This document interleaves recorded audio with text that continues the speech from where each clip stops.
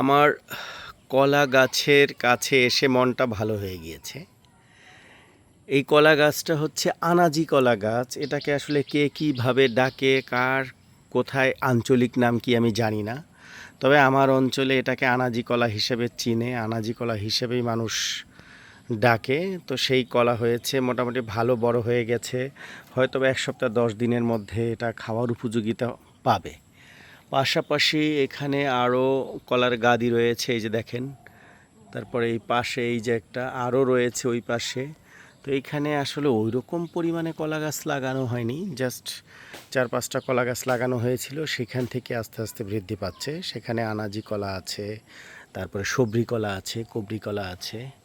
তো সব কিছু মিলে আপনাদেরকে কলার যে ভিডিও দিয়েছিলাম, এইখানকারই কলার ভিডিও।